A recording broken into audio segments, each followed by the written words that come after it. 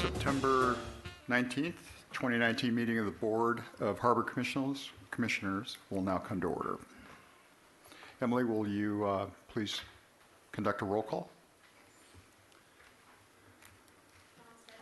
Here. Lang Sly. Here. Betsy Kramer. Here. Jim Sloan. Here. Bill Spitzer. Here. Merritt McRae. Here. Shoham Yuni. Here. All present. All right. Thank you very much. Director Bossi, are there any changes to the agenda? There are no changes to the agenda this evening, Mr. Chair. Thank you very much. Okay, we will now take public comment. I guess we'll take input from the public. We have one slip, and after the report for that agenda item, the person who wants to make public comment will come up and present themselves. Okay? Anyone else want to deliver any public comment? You can fill out a slip at this time and present it to Emily. Okay, moving on to the approval of the minutes. Do we have a motion to approve the minutes from the meeting of August 15th? I have a comment. Yes, Commissioner Sloan. So the minutes that were in the package, we added a line to it. I talked to Emily this afternoon about adding one line in there under the recruitment for the waterfront director. I asked her to add that last line that the commissioners thank Mr. Reedman for his long dedicated service working in the waterfront department. So that was not in the original package. So I just want to make sure that everybody knows they're voting on the revised one, not the one that was in the package. Correct. Thank you for pointing that out. Any other? I'll make a motion to approve. Second. Motion second. All in favor? Aye. Okay. Mr. Chair, I'm going to abstain as I was absent. Correct. Thank you very much, Commissioner Spicer. All right, let's move on to the department update. And Director Bossi, would you like to give the director's report? Good evening, Mr. Chair and Commissioners. Tonight's director's report has a few items. The first up is City Council actions since the Harbor Commission's last meeting of August 15th. The City Council adopted various amendments to sections of Municipal Code Title 17 in relation to protection of the Santa Barbara Harbor and the issuance of slip and liveaboard permits. And they also approved the assignment of the Blue Water Hunter lease, which we talked about at last month's meeting. On a much more somber note, on September 2nd, Labor Day Monday, the dive vessel Conception, which is home ported in Santa Barbara at Sea Landing, burned and sank at Platts Harbor on the north side of Santa Cruz Island. 34 people aboard perished in the accident, making it the worst maritime disaster in our region's history. Response to the event began with a frantic 3 a.m. Mayday call from Conception.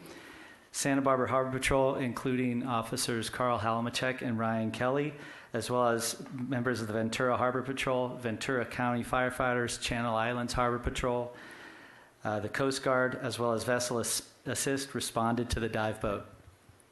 By the time they reached, the dive boat was fully engulfed in flames and was burning so violently that firefighters could not get close enough to do a whole lot.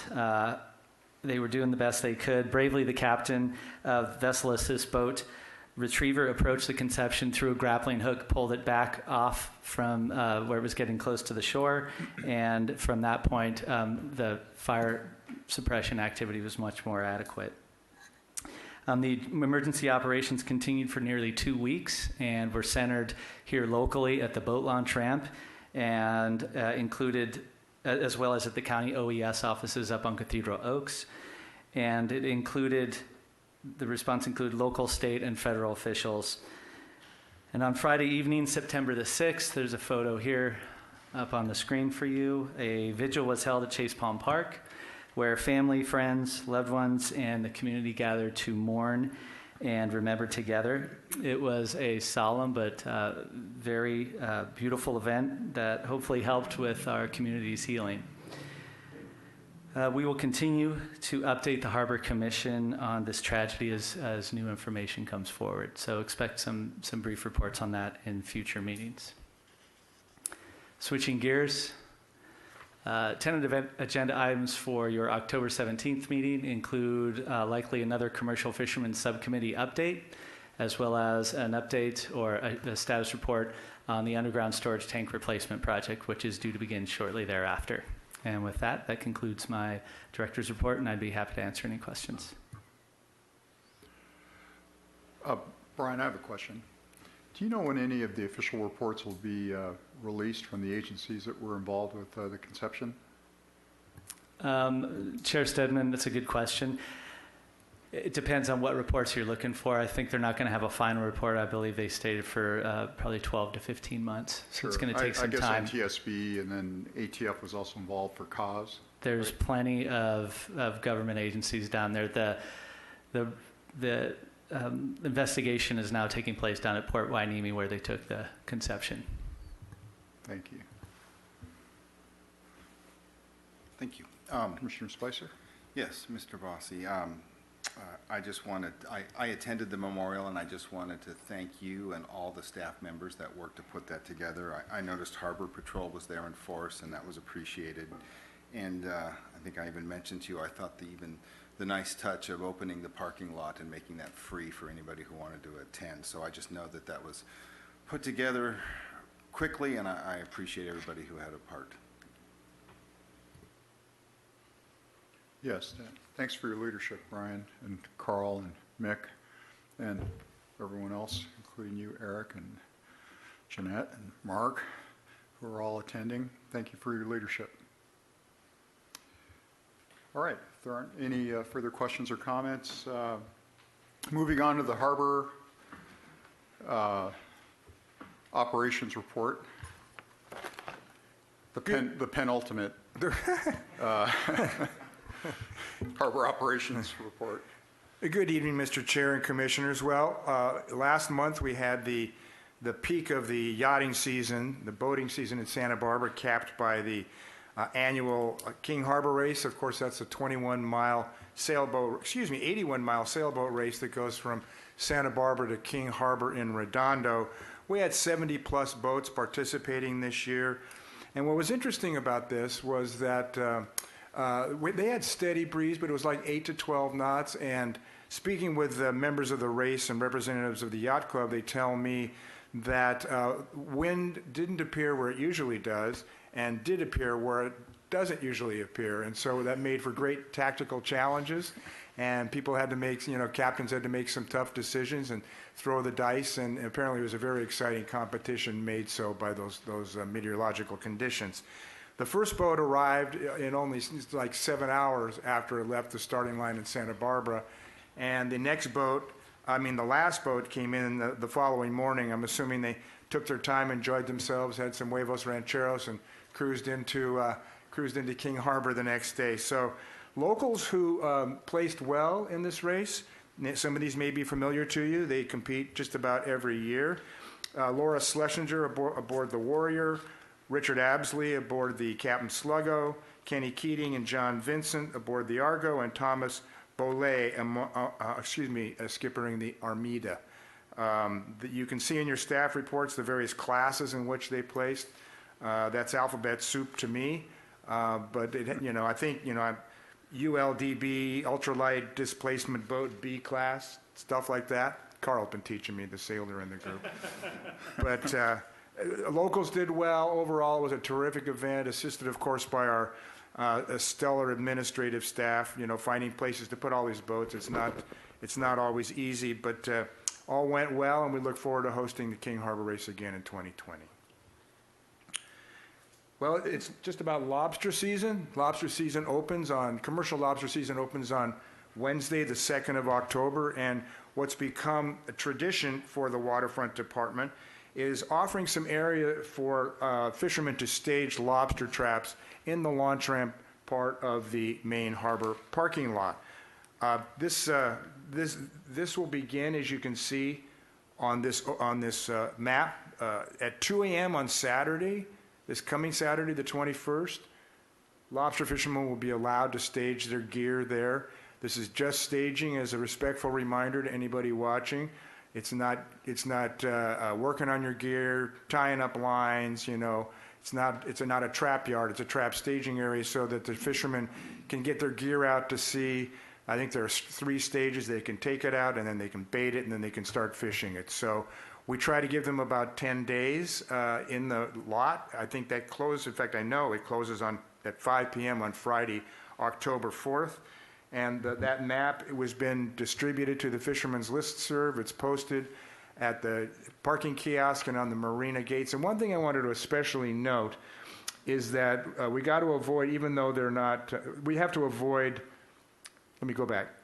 Any boat as part of the standard routine here that's already in any trailer that's in any one of these spots, the fishermen, through this privilege the department offers, is not allowed to, you know, overtake that spot, okay? It's first come, first serve. So these are potentially available spots where the traps would be allowed.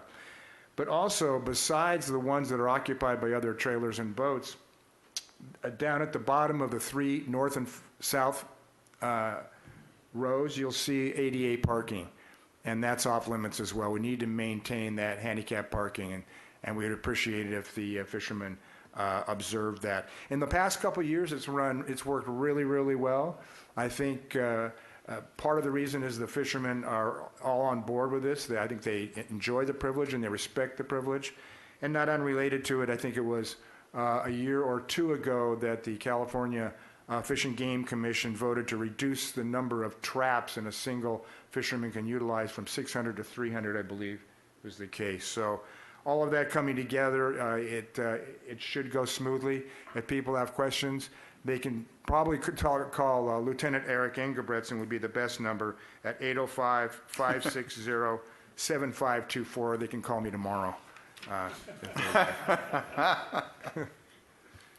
So finally, speaking of that time of year again, it is the Harbor and Seafood Festival right around the corner. This is, it's not broken. We didn't fix a lot. This is the 18th year we've done this. The festival will take place from 10 a.m. to 5 p.m. on Saturday, October 12th. We've got it all again this year, the fresh crab, and we should have more crab than we had last year. I'm crossing my fingers. Fresh live lobsters, oysters, mussels, barbecued albacore, the legendary barbecued albacore, paella, sea urchin uni, fish tacos, Brophy Brothers clam chowder, and much, much, much more. Of course, we'll have the 40-plus vendors, the merchandise vendors. We'll have the environmental groups and government groups on the north side of the city pier. Fishermen will be selling directly to the public on the south side of the pier.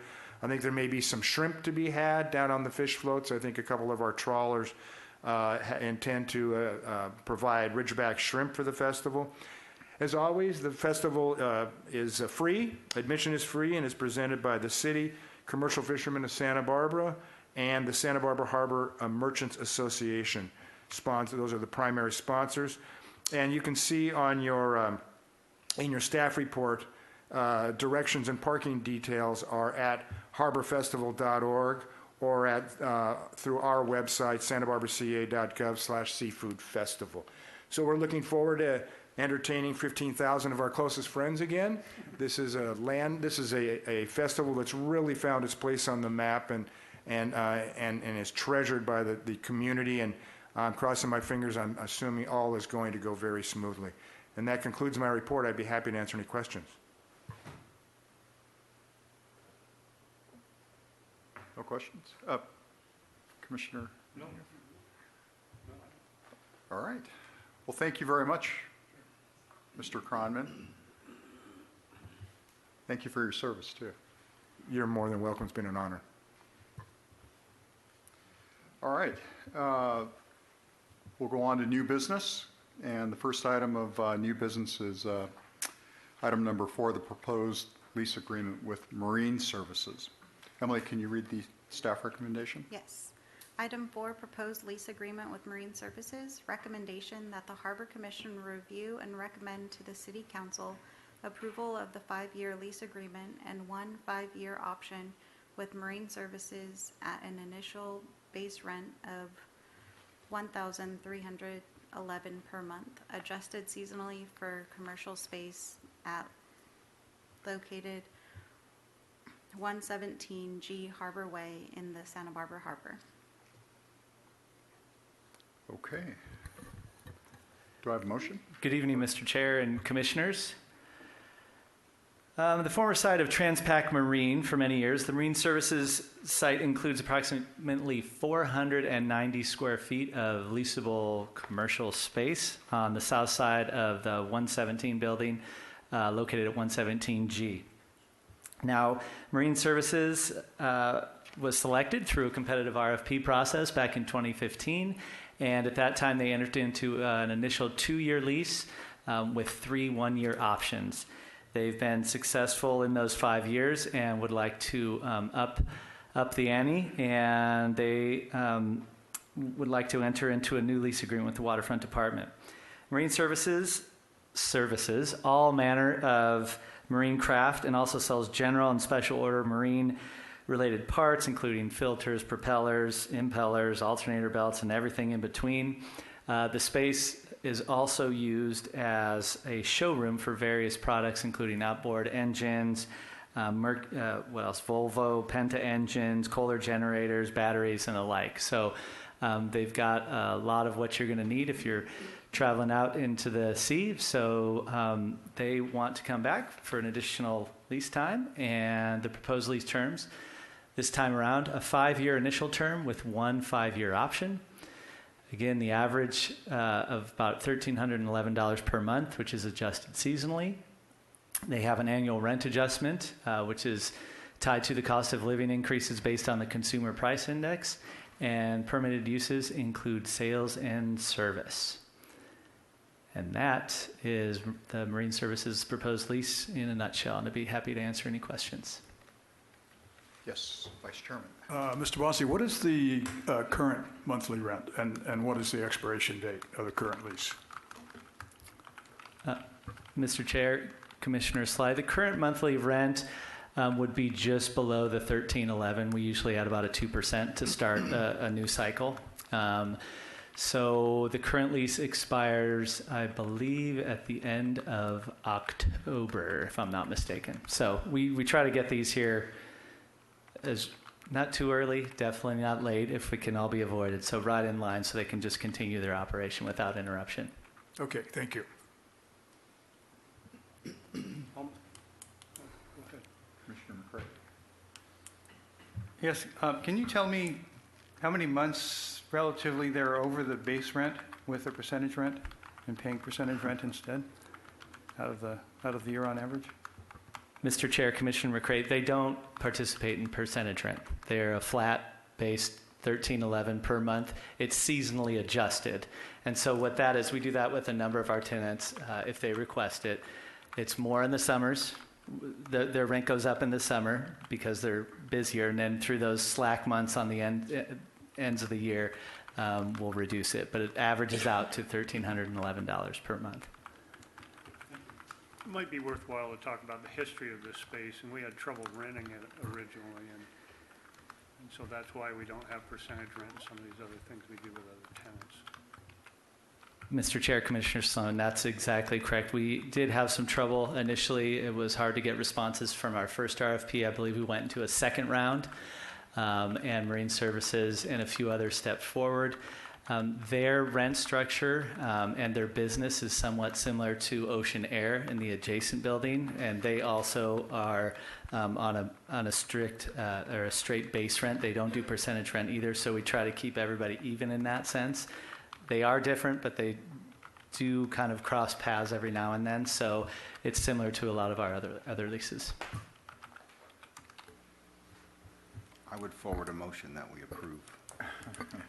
Do I have a second? Second. All those in favor? Aye. Aye.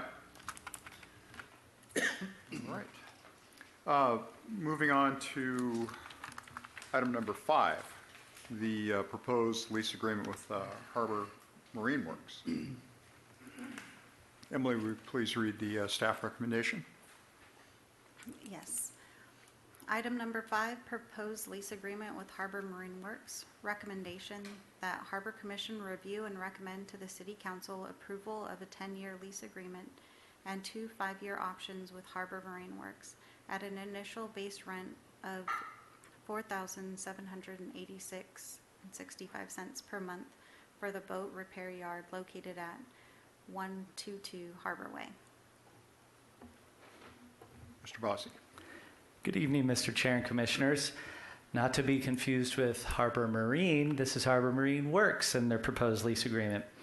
Mr. Damon Holst assumed the Harbor Marine Works lease through a lease assignment back in June of 1999, and he's been there ever since. He's an important part of our waterfront community. Again, the site is located at 122 Harbor Way and occupies just shy of 36,000 square feet. Over the past few years, Mr. Holst has replaced the travel lift hoist. He's also upgraded water and electrical service to the site, and he continues to make upgrades to the site as well as his business.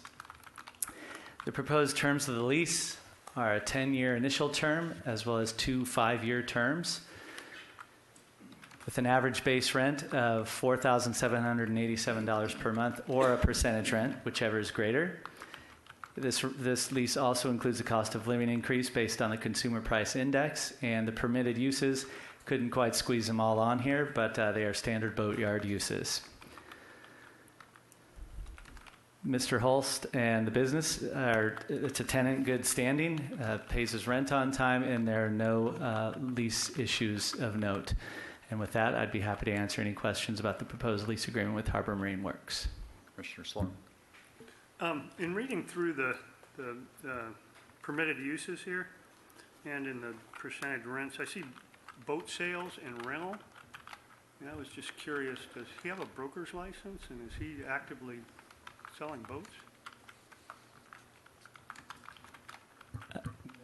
Well, Mr. Chair, Commissioner Sloan, I am not aware of whether he does have a broker's license, but I'm also not aware that he is selling boats. His main priority is the service and maintenance of boats. Yeah, I understand that. And we have a lot of our other businesses who have interesting clauses like that, but just don't even delve into that particular arena, whether it's sales of boats. We have a number of our other smaller entities that are technically allowed to do that, but choose not to. And rental of boats is also permitted?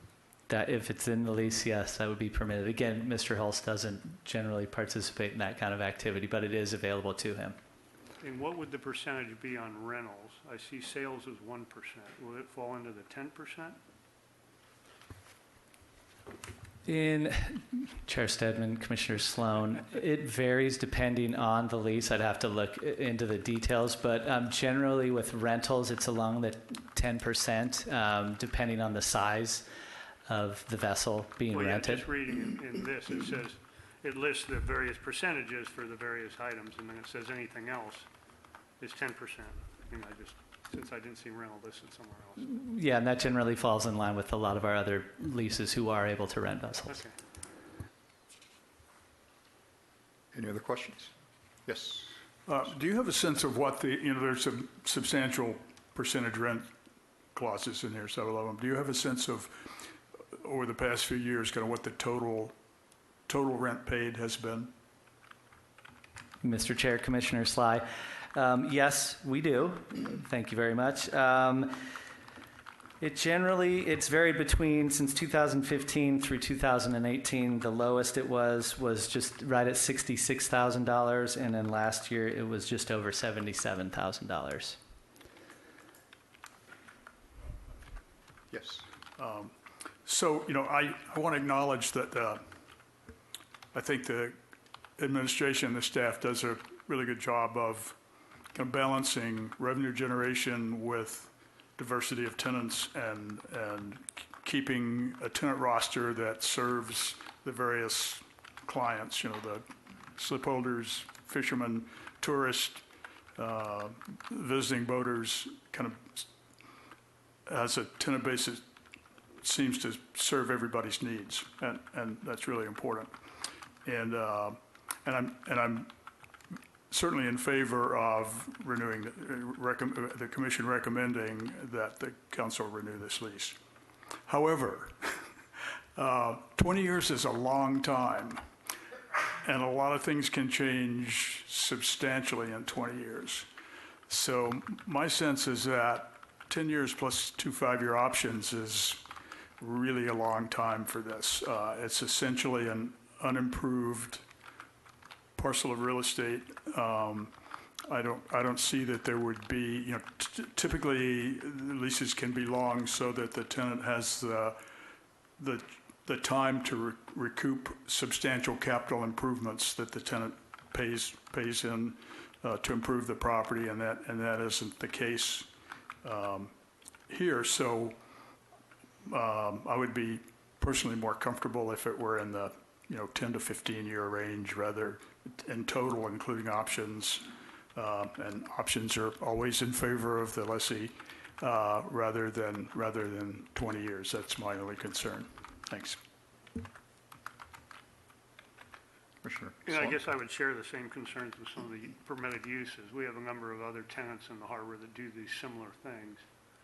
And, over the next 20 years, they could develop quite a business in some of these other areas to compete with other people that they aren't currently doing. So, that would be my concern.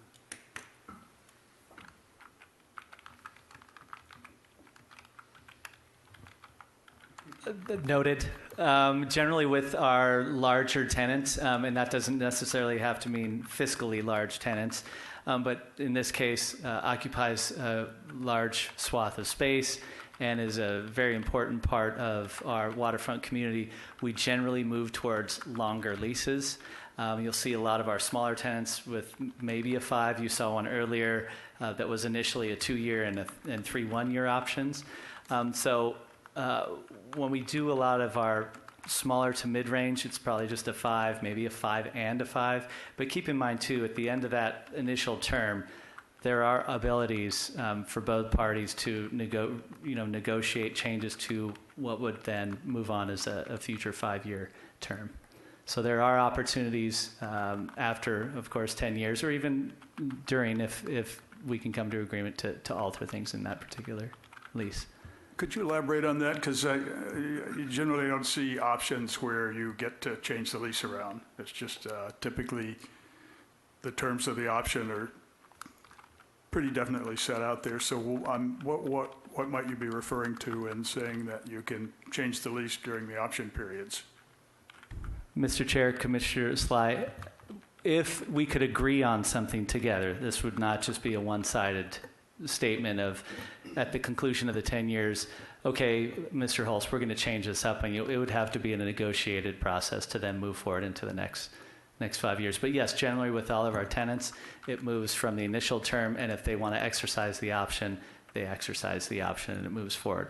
If we find fault in something along the way, or they find fault in something along the way, we can address that during that initial period and amend the lease, or we could do it, as I stated, at the conclusion of that first initial term. Again, that generally doesn't happen, like you said, but that is a possibility. Any further questions? Excellent. Is there a motion on the staff recommendation? I move to accept the staff recommendation. Do we have a second? I would second that. All those in favor say aye. Aye. Aye. And I would like to abstain. Okay. Are there any other abstentions?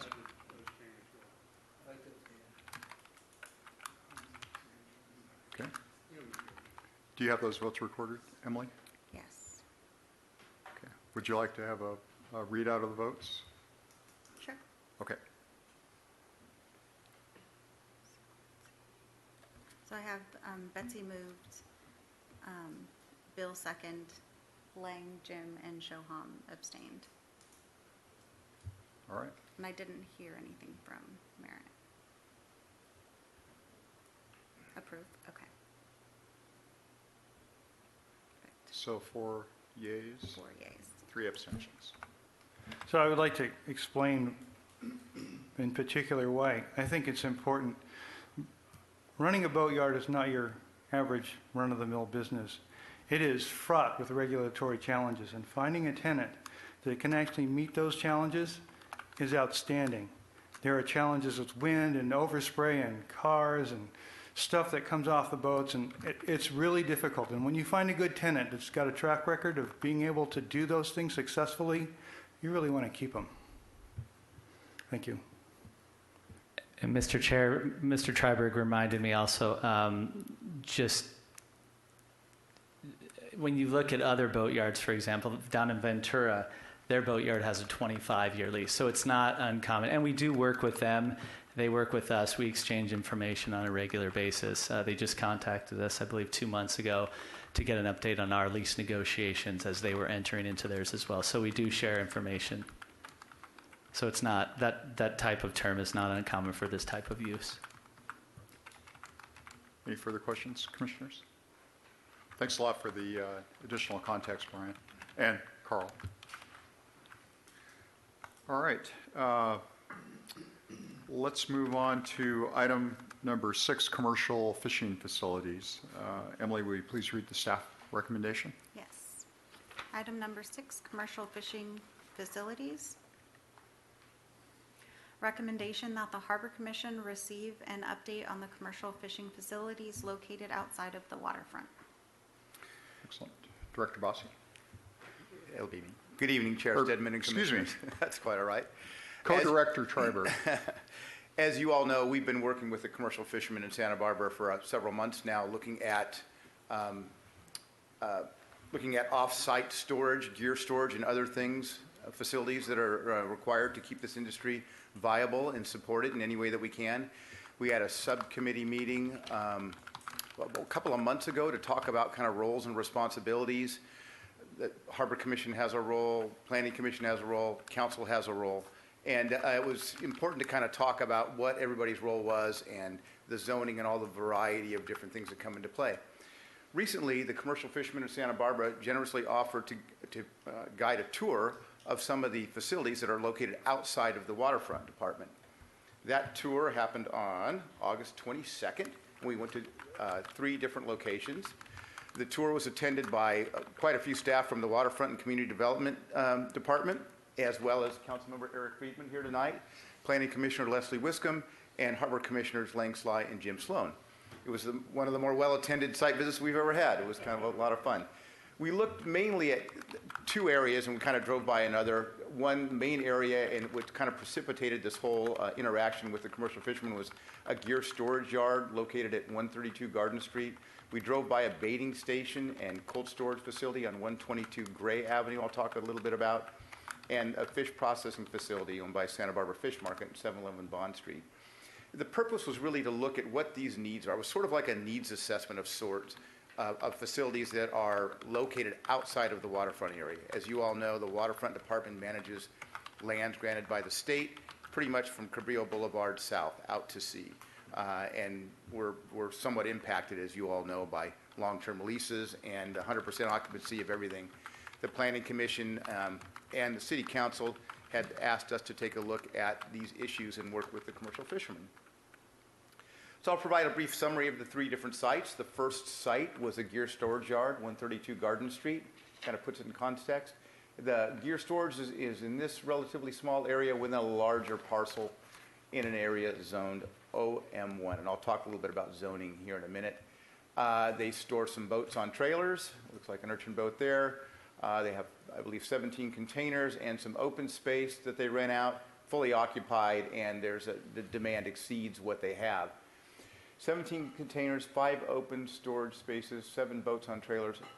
Ooh, that should be 1,900. That should be 9,830 square feet, not 983. Sorry about that. And the commercial fishermen have suggested there's demand for probably at least 20,000 square feet. So about twice what they have, they could probably fill right away to kind of put the need into context. The next site we drove by was a baiting station in cold storage area. And this is located on Gray Avenue. It's kind of out of sight, out of mind. We went over there today to take a picture. And this is the black cod fishery, is a fishery that really really expanded several years ago with the change in some regulations. Quite a few fishermen participate in this fishery. Baiting is instrumental to this. They bait on land typically and then take those buckets and barrels of baits out on the boat. I think they have about 10,000 hooks at a time, go out for a few days and bring their catch back. There is also cold storage here, and cold storage it just so happens to have a cold storage container there. Cold storage is in demand for the commercial fishing, whether it's here, Fish Market, and some other place. There's 3 black cod fishermen that work in this particular area, 1 cold storage container. There are other baiting stations in Goleta and Oxnard, and I think there's about 10 fishermen that participate in those different sites. So this particular site's about 1,650 square feet.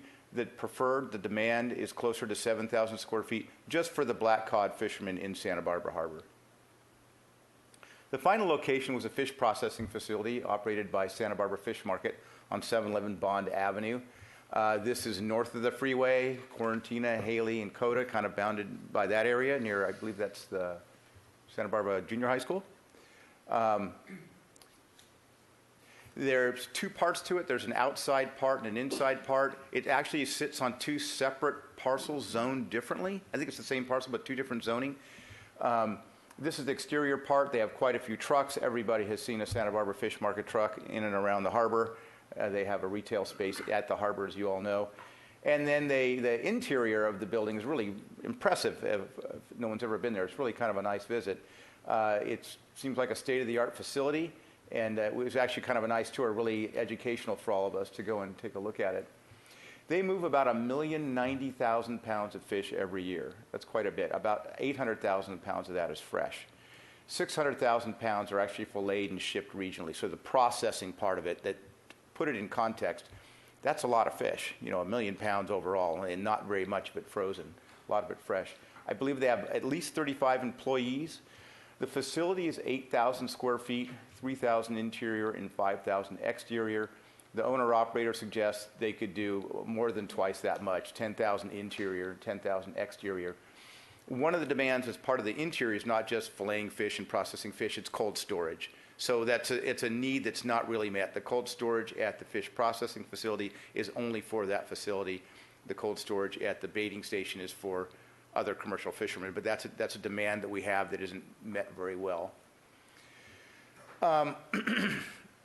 So zoning where gear storage, baiting stations, cold storage, fish processing are allowed in these uses. These are allowed uses in these areas. OM1, Ocean Manufacturing 1, OC is Ocean Commercial, HC is Harbor Commercial, and that's the zoning we have within the waterfront area. We have Harbor Commercial and Parks and Recreation, and Light Manufacturing M1 is where these things can occur. Commercial fishing facilities outside of the waterfront, there's about 19,830 square feet. They really need about 48,000 square feet. So the reason why we went through this exercise is to get a better handle on the demand. As we look at areas where these different facilities could be located, it's not just what exists now, but what the industry needs to support the industry. So the next step in this process is to look at these different areas, the different types of zoning, look at the individual parcels and see if there are locations within those parcels where these different facilities could occur individually or even together. It's possible that you could have a processing facility, baiting facility, gear storage, all on the same large parcel on the order of about an acre. There are 4 parcels zoned harbor commercial, and when we go through this exercise, we'll talk a little bit about that. OM1, there are 16 parcels. These are located all south of the freeway, east of Garden Street. Light manufacturing, M1, it isn't specifically articulated about these uses, but they are allowed there. We have been asked to look at the parcels south of 101. There's about 43 parcels. Just to express the relationship between the different types of zoning, OM1 has specific uses that are permitted within it. It also allows uses outlined in M1. It doesn't necessarily go the other way around. So sometimes you see uses in OM1 zoning that are more consistent with manufacturing, not ocean manufacturing. That's why it kind of works. And when we had our subcommittee meeting, we kind of tried to explain the relationship between the types of different types of zoning. Ocean commercial, these uses are specifically outlined in those uses. There's 133 parcels. when we go through this exercise, we'll see that quite a few of those are condos and wine tasting and all kinds of different things. So despite the name ocean manufacturing, ocean commercial, a lot of other uses are allowed and really are unavailable for the needs of the commercial fishing fleet. Nevertheless, we're going to work with the commercial fishermen with our subcommittee and look at these individual parcels. We'll take a first cut. Condos and whatnot obviously aren't available. I think we're going to be able to find a handful of parcels where these uses could occur. And then we need to talk about possibly approaching owners, whether they're public or private property, and seeing what the long-term plans for the owners are, and if accommodating the commercial fishing needs is something that would align with their future plans. So that's, I think, where we're going with this whole thing. And I hope it meets the needs of everybody. We've done this somewhat methodically. I don't think people are 100% familiar with commercial fishing, all the facilities, all the needs, and where they could occur. So that's why we're kind of taking this step by step, and thought we'd come back tonight to let the whole commission kind of know where we're at. The next cut will probably be at the subcommittee level, and then we'll report back as necessary to the full commission. So that concludes my report. I'd be happy to answer any questions. Commissioner Spicer? Thank you, Mr. Treiberg. So parcels just means existing, doesn't mean available. Do you have a list of places that are available? And I guess when I say available, meaning doesn't have a condo or a wine tasting unit or something built upon it? Chair Stedman, Commissioner Spicer, these are assessor parcels, so assessor parcel numbers. I do have a list. We just printed it out, and it has a kind of a rough distinction: condo, open space, so on and so forth. So we'll go through that first cut. The wastewater treatment plant is on an OM1 parcel, so there's a wide variety to look at. The goal here is to look at everything that's available and then kind of narrow it down, and we'll narrow it down enough to where we can hopefully find parcels or areas within parcels where we could possibly accommodate the needs of the commercial fishing industry. All right, thank you. Questions? Yeah, I just want to amplify what Carl was saying. The gear storage yard, they've utilized that space very well, and it's well managed, and everybody gets along well, and so they're doing the best they can with that.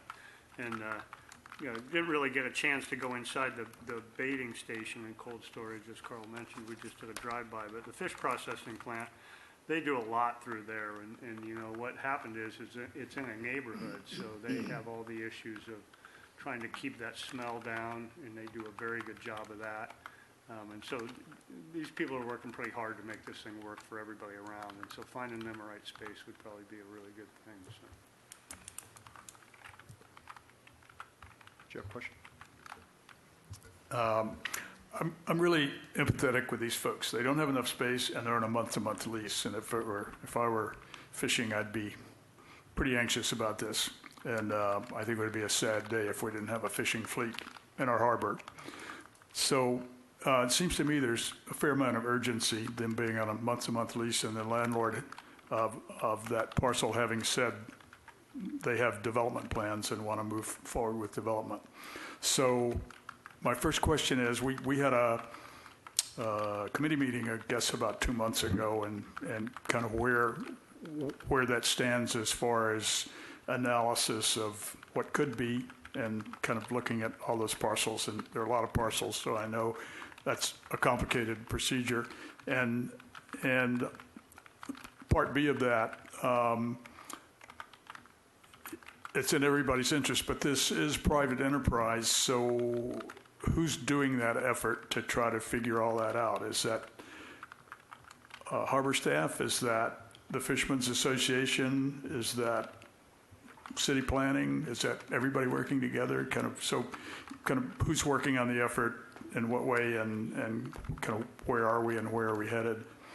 And secondly, in maybe the next committee meeting, I'd be interested in knowing the process where planning and the city council approved a lumber yard on ocean manufacturing. I know boats can be built out of wood, but a lumber yard seems like a retail operation to me. And are they, is the city really working to protect that for what the zoning seems to have been intended for? Maybe kind of a moot point now, but as more of those kind of uses get allowed in there, obviously they might be more lucrative than fishing storage, and it seems to just put more pressure on things. Chair Stedman, Commissioner Sly, the first part of your question, we've been asked by council to take a look at this and help the commercial fishermen. I think it's important to note that Mick helped them find this site where they're at now several years ago, and I think it's appropriate to try and support an industry, an ocean-dependent industry. If we could and had space, it would be no problem to accommodate them down at the waterfront. The waterfront's kind of a thin sliver of land in high demand, so it's not that easy to find a spot for them. That doesn't mean we won't look. We'll certainly look at the uses that we have, as well as the uses that occur in these areas that are appropriately zoned. I think it's a collaborative effort. I think it's a private enterprise, sure. The individual commercial fishermen, I think it's perfectly appropriate for a waterfront department to support them to the extent we can. Our colleagues at Community Development have been instrumental in helping us kind of identify these areas. They've been very helpful.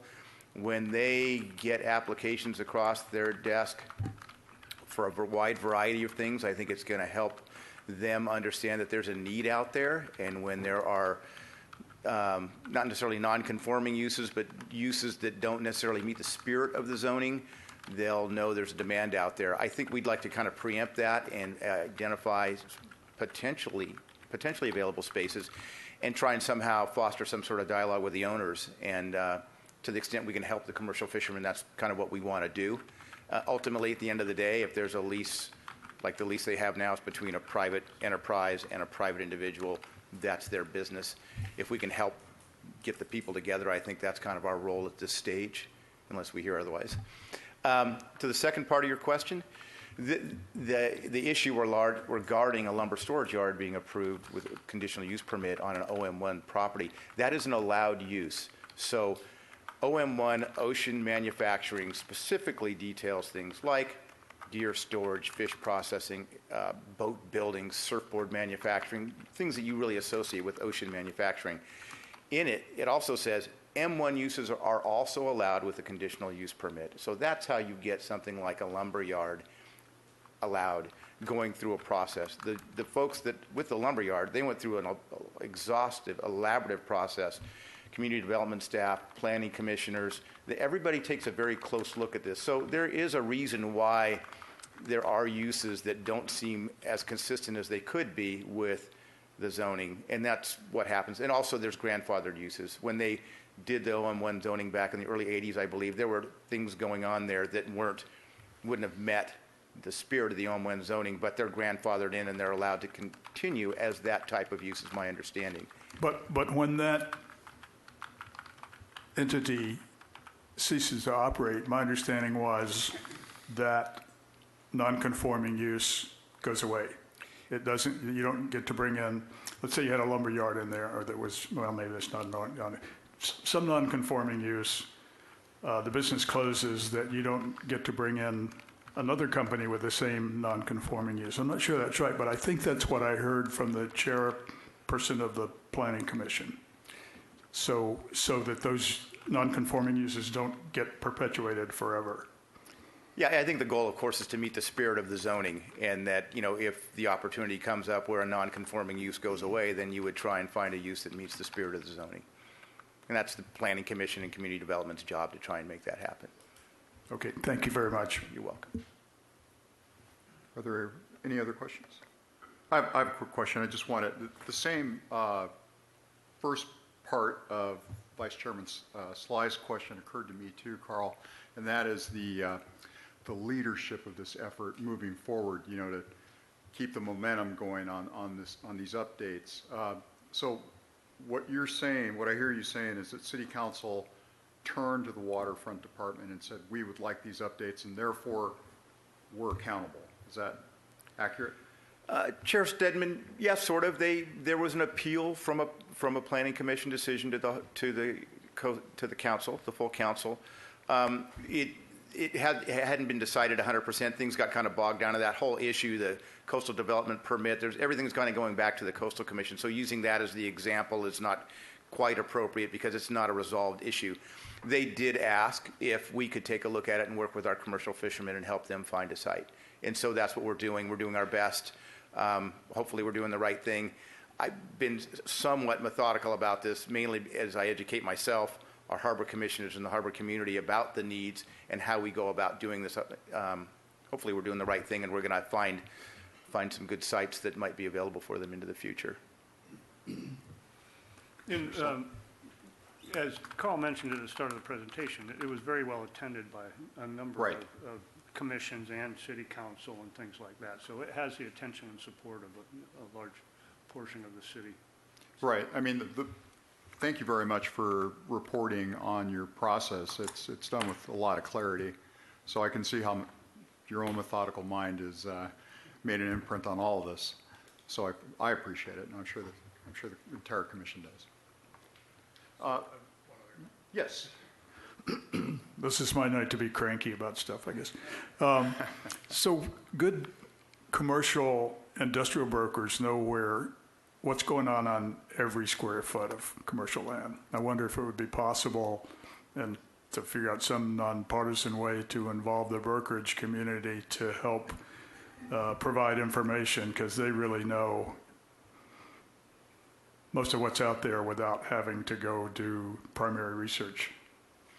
Chair Stedman, Commissioner Sly, we're doing that. The commercial fishermen had engaged Radius Group. I've talked with them as we kind of define this task a little better. I am not a commercial real estate professional, and they're willing to help us. They've already helped CFSB. So there's already been kind of a first cut at available parcels. We sort of took a step back to kind of bring everybody forward to better define what it is we're looking for, what it is we're doing, what the need is. So I think we're ready to go to that next step. It's a little more refined than where we're at that I presented here tonight. But it's a little bigger, too. It's a bigger question. There are a commercial real estate group is going to look at private properties. They're not necessarily going to go to property owned by a public entity and ask if it's available. And that's something that I think we can maybe help a little bit with to have a wider look, cast kind of a wider net, and then narrow it down. So. Yes, we do. Okay, are there any other questions from the commissioners? All right, so now we'll take public comment on this issue. We have two speakers, or two members of the public, including the Honorable Councilman Friedman. So, Mr. Voss, would you like to provide us with your comments now? I know you've spoken to us before, so you realize, I'll keep an eye on the clock. Okay. Commissioners, Chair Stedman, I'd like to thank you very much for taking on this issue. I'd like to thank the City Council for referring this issue to you guys. I'd like to thank the Harbor staff for, in a really timely manner, getting us to where we are now. I think we've made incredible progress in a short period of time digging into this challenge. I really am grateful that this amount of concern revolves around our future. I believe we're an important component that diversifies Santa Barbara's economic base significantly, and I'm glad that you're taking our concerns seriously. It's a great thing. I want to especially thank Commissioner Yanni and Sly and Sloan for participating in the subcommittee. I'm super grateful for your volunteering to do that. I know that it's a sacrifice of your time, and I appreciate it. Councilman Friedman, thank you also for being a part of this effort to get at this challenging issue. We're a CFS. I'm the president of CFSB. My name is Chris Voss, and we're a 501c3, and we received $20,000 grant to support our efforts in pursuing cold storage and fish processing from CEC, Community Environmental Council. And so we do have some funding on our side. In addition, as we move forward, we imagine needing to improve anything that we define as a potential site for us to establish ourselves long term. In all of the granting opportunities we've looked at, say Food and Ag or OPC money, Ocean Protection Council money, state money, there's a need to have community support, and that's what this right here is. We can now go to any of those organizations and demonstrate this community's support for our efforts to pursue this. And so if there's need for funds for infrastructure, we now have this kind of backing at the local level to help in acquiring those funds from these kinds of funding organizations. So just the fact that we're at this point, it's hugely beneficial for our efforts to figure out how to pay for this deal. And in addition to that, I want to draw attention to the fact that a lot of the OM1 was originally designated that because it's low value. It was in floodplains. It has compaction challenges. Part of the issue with 35 Calle Cesar Chavez and the lumber yard was that they had to invest a fortune to bring that property up to remove the toxic earth, and then the compaction challenges, and then they had to mitigate for the potential for flooding.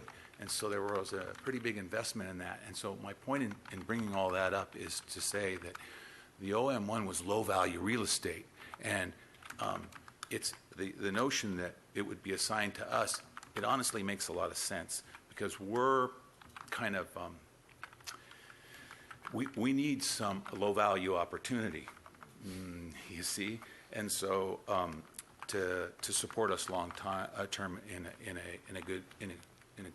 an economically viable way. The Wright family has been incredibly kind to us over the years. Mick set this up with a coastal conservancy, the situation that we have now. It's a fantastic thing.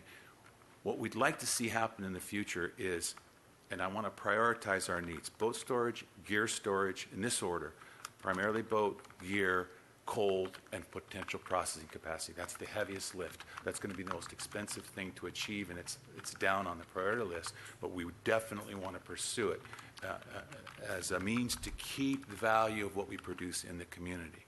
We have about 1 minute. Okay. Okay.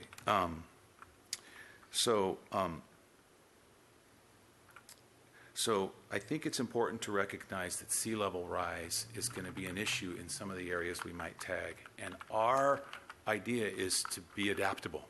And so whatever we pursue is going to be able to adjust to that eventuality. So I think that's pretty much the bulk of what I wanted to say. If you have any questions, I'd be happy to answer. Any questions? Okay. Thank you very much, Mr. Voss. And Councilman Friedman, our trustee advisor. And former Harbor Commissioner. Good evening, everyone. Eric Friedman, City Council Liaison. I specifically came down to want to speak to this issue, and it seems like ages ago I was up there with you, and it's good to see some new faces and 3 faces that were on there when I was on there. So thank you all for your service. And this is an important issue. Great questions, Commissioner Sly. Thank you to staff, our commercial fishermen.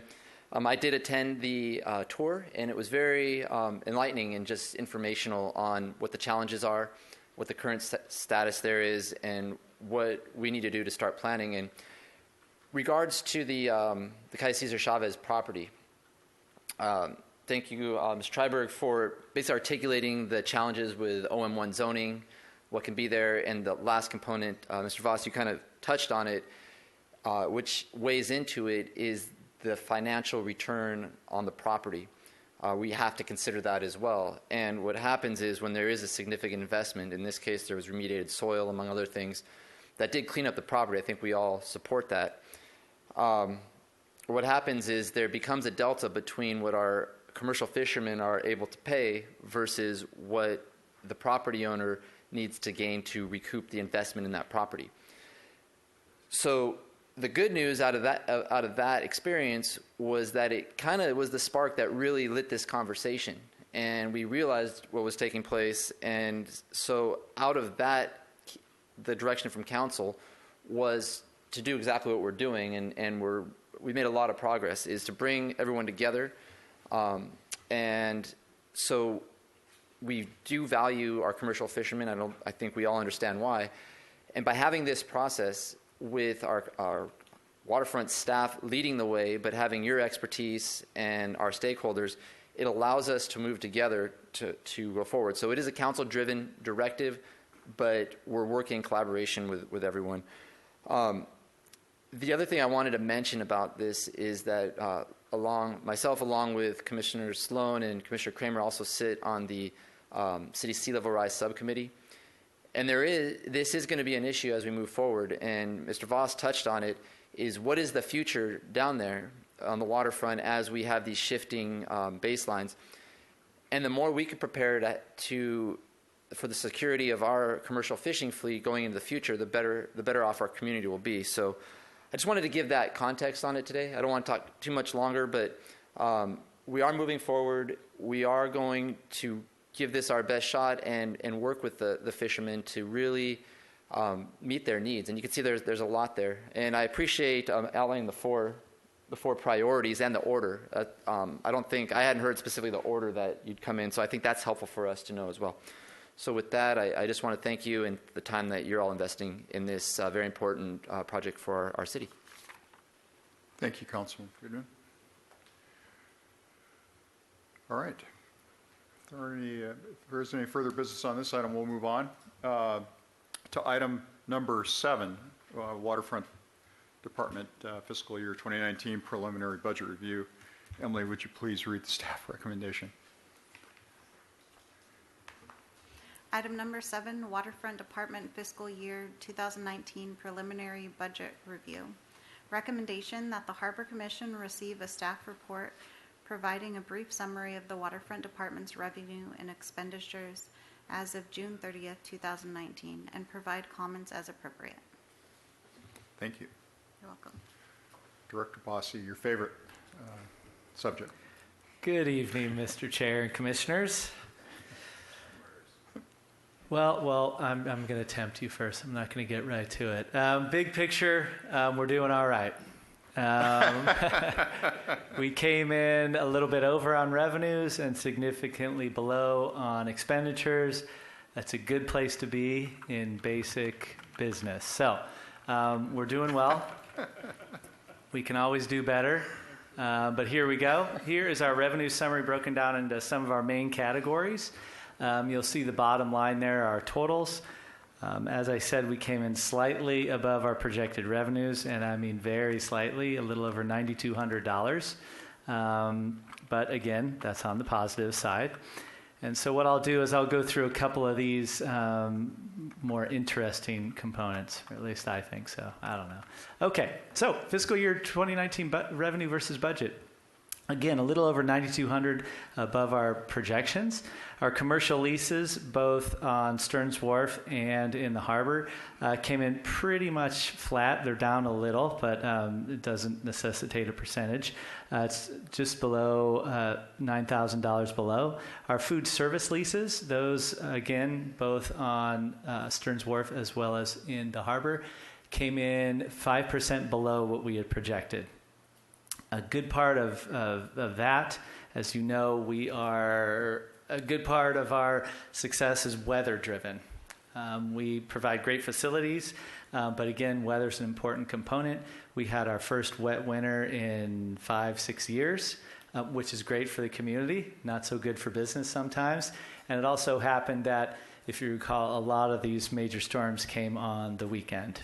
It'd be a whole lot better if we could switch that around and they can come in during the week. So we had a wet winter and then a mild spring and a foggy summer. So we were hoping spring and summer would really turn it around, but it didn't. So we'll work on that. Our visitor fees came in 5% above our projected revenues. That's a good thing. It continues to show that Santa Barbara is a viable destination and a place that people want to come and visit within the boating community. And then lastly, what's really helped us out the last 3 years are our slip permit transfer fees. These came in 19% over budget, and we originally budgeted $1 million, and they came in at 1.189. We had a total of 78 transfers. just going back 1 year, last year we had 77 transfers, and it was a little over 1.1 million. So we seem to be hitting kind of a sweet spot there. But again, this is one of those revenue sources that could drop off at any time. We're never sure what's going to happen. It doesn't pay a whole lot of attention to the economy necessarily. It will go up and down, but sometimes it can just drop for no reason. So we're thankful for that. That was up 19%. Moving on, our parking revenue is down 3%. That's something that you don't see too often. But again, I believe we had this same issue last year. We're dealing with, or our parking resources have been significantly lessened as far as Cabrillo East and Cabrillo West have gone. Both of those lots, basically half of those lots, have been taken up by the Cabrillo Pavilion renovation project. That project is due to be done sometime later this year, likely in late November, so we should be getting those lots back, and then eventually people will start coming back to those. Our Stearns Wharf parking was down $13,000 or 7%. Again, parking revenue is similar to our restaurants, our food service. It's very much weather driven. Our other fees and charges, those came in 16% above. And there's a good reason for that. Back in March, we were contacted by some of the contractors for our offshore oil rigs, and they usually go on and off down in Carpinteria at the Casitas Pier. They had an emergency situation where the Casitas Pier was shut down, and so they rerouted their activity to Santa Barbara Harbor. So consequently, our wharfage and dockage revenues increased significantly. They are on their way back out. There's only a few vehicles that continue to come to Santa Barbara from those particular contractors, as the Casitas Pier is open, but on a limited basis. So I wouldn't anticipate us having this positive of a wharfage and dockage revenues in the coming year, but we're always ready and available if they need it. And then lastly, our miscellaneous, down about $47,000. That's things like our cruise ship revenues, our revenue examination fees, room rentals, film permits, slip permit late fees, and others.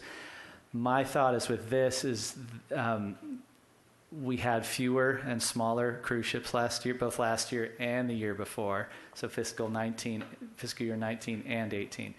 Fiscal year 20, that's ramping back up. They were, again, if you recall, they were repositioning their global fleet, so we're getting bigger and more frequent visits by cruise ships. I believe this fiscal year we're scheduled to get 26 or 27, and they are larger in size for the most part. As far as expenditures are concerned, bottom line shows we were a little over $1.4 million under budget. And the two things that make up the overwhelming majority of that are significant reductions in salary and benefits, as well as materials, supplies, and expenses. And I'll get into this a little bit, but overall 9% below what we had budgeted. So salaries and benefits, down 9% or $630,000. We've had a number of vacancies. We continue to have vacancies. One, for example, is in our Harbor Patrol, where we've been short one officer for, well over a year at this point. So that was an unfortunate cost savings. We've also had openings, or I should say retirements, from senior folks who have been there for many years. When they retire, they're at the top of the scale. When the new person comes in, they're at the bottom. So that's a cost savings as well. We also had an administrative analyst position that was open for 3 months. That was filled, was at the top, came in at the bottom, as well as an accounting technician, same deal, empty for 3 months. So there was a significant amount of cost savings throughout. Of course, we'd like to hit that number right on. That means we're fully staffed, so we continue to try and do that. Consequently, significant reductions in our materials, supplies, and services. We have fewer people, so we're I don't want to say doing less, but we're doing what we can with the people we have. So obviously materials and supplies and services also shrink a little bit as well. Our equipment costs were down about $104,000. It's not a huge budget, as you can see. That 104 equals 71% of the overall budget, but it was a reduction. And then our other That is not a typo. That does say it was up 2,382%. And I had somebody question me today, are you sure that's right, that you want to put that on the PowerPoint? Yes, I'm sure. And that is $56,450 of that $56,589 comes from arbitrage fees related to our debt service. So what happened was, we pay a little bit in every year, and we budget this in between $2,000 and $5,000, and we get charged fees. Every 5 to 7 years, they recalibrate and adjust. And so we were hit, and it was our turn, and it was not budgeted for, and as it came as a surprise to us as well as the finance department, but we were hit up with our 5-year reconciliation. So that was where that big hit came. And it was a big hit, but I can tell you that other departments with many more bonds and debt service were hit up significantly more than we were. So we were happy to get away with just that. We're working with the finance department to make sure that in the future we're all aware of what's coming so we can budget accordingly.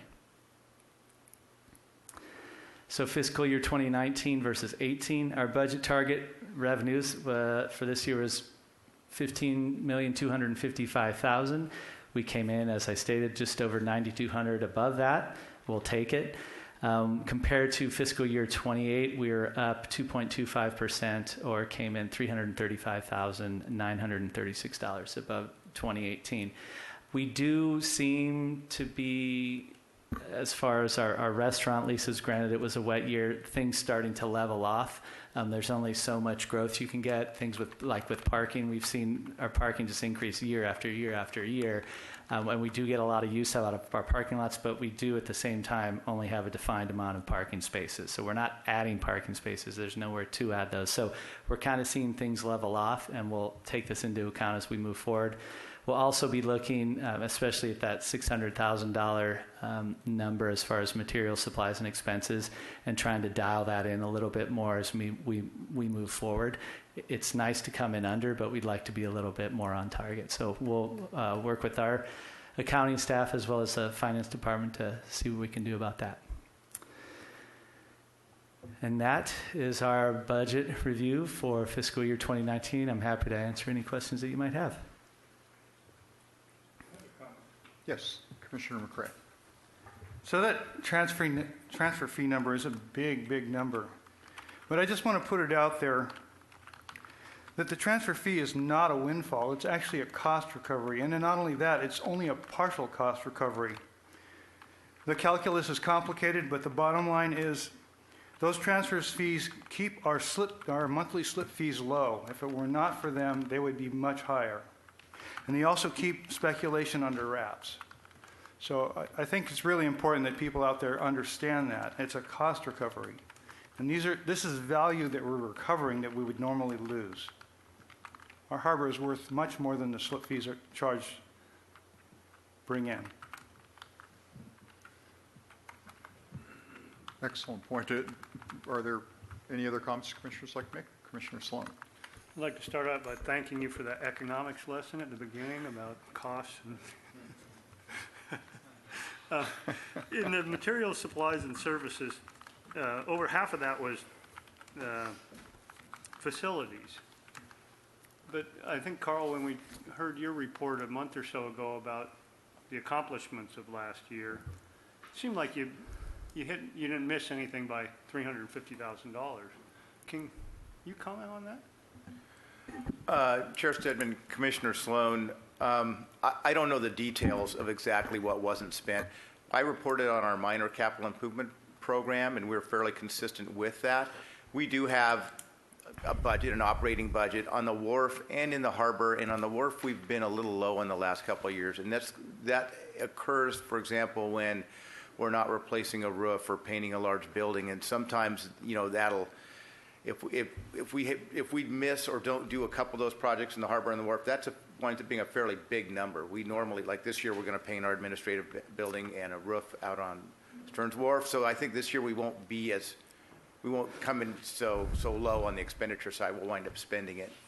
That's usually the case. Yeah. It does vary a little bit of amounts in what we can get done. Some of the positions that were open were ours, so we did not get some projects done. So I think there's a little bit of a relationship between when salaries are down, sometimes supplies and services Right, are down because you just right. can't spend as much.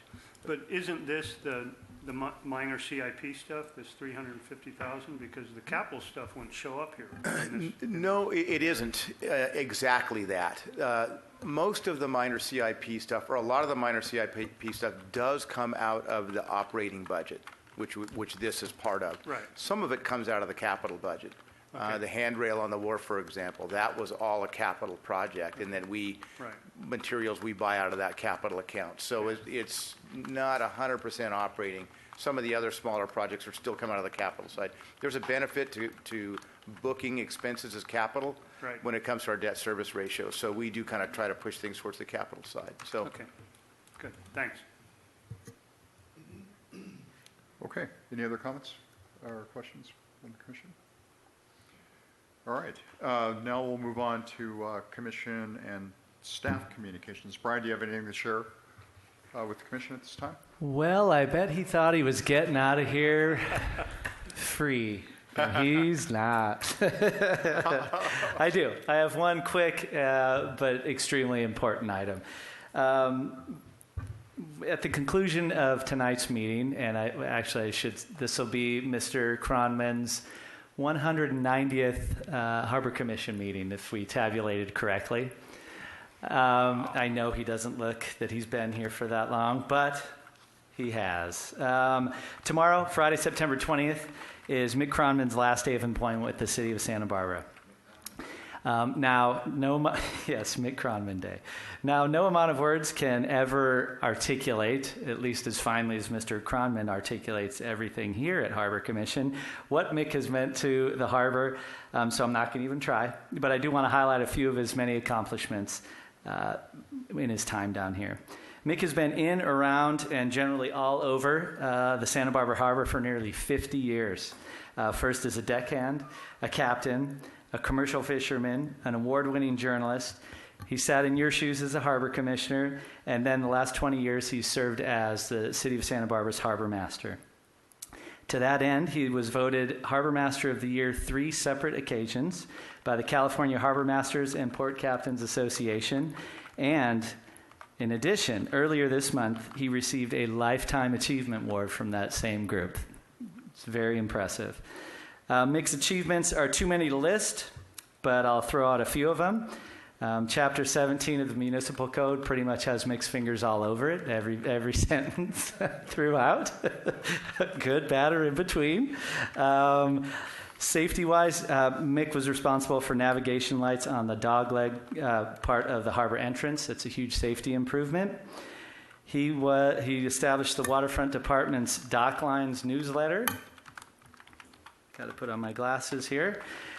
He put together Fish Walk, which is an educational displays up and down the railings throughout the harbor. He was spearheaded the Lost at Sea Memorial. He was responsible for the mooring field development, the commercial fishing slip policy. I remember these days, having worked with Mick for over 25 years, going back to his days as a consultant with the County of Santa Barbara. He was responsible for the development and funding for the Ice House, our Clean Marina program, the Nautical Swap Meet, and of course, as he so finely mentioned earlier this evening, the Harbor and Seafood Festival, now in its 18th year. And he's done many, many more things beyond those. He will be greatly missed, from his editorial skills to his presentation skills that you are all very well aware of, from his policy intuition to his commercial fishing knowledge. But most of all, we'll miss Mick, the person. His love for the waterfront is beyond compare. He wakes up routinely, even in these last weeks, thinking about things that he has to get done.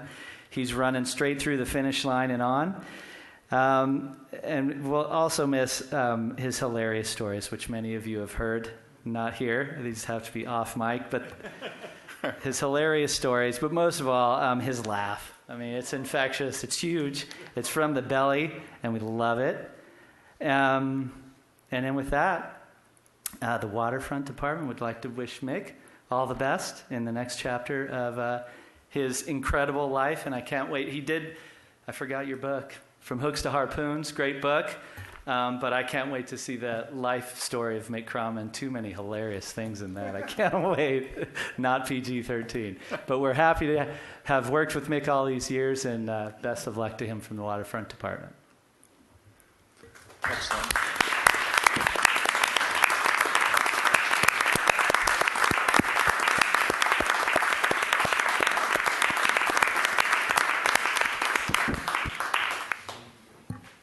Thank you.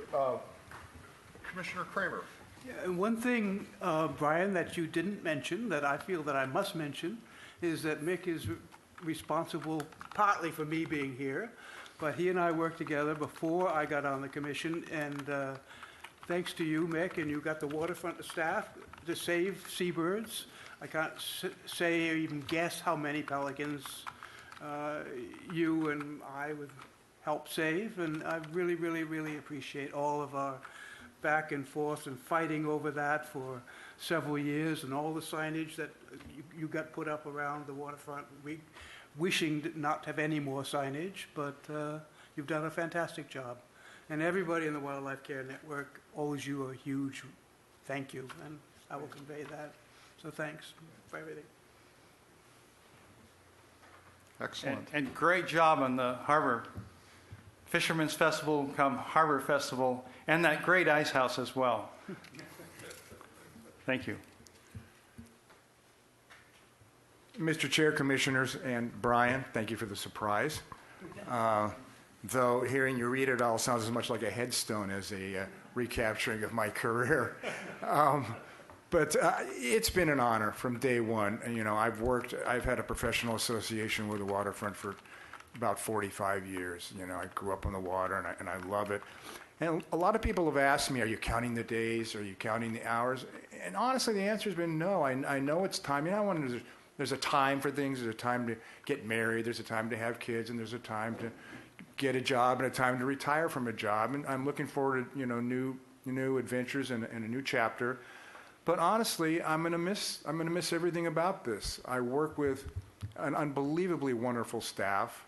Honored to have been part of the waterfront staff for all these years.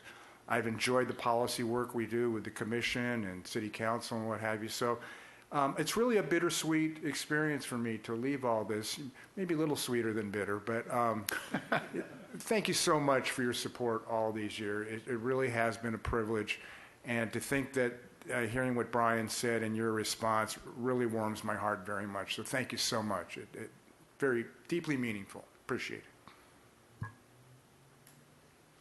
it. Once again, thanks, Mick, on behalf of the commission. Are there any other comments? All right. Do I have a motion to adjourn tonight's meeting? So moved. Second? All those in favor? Aye.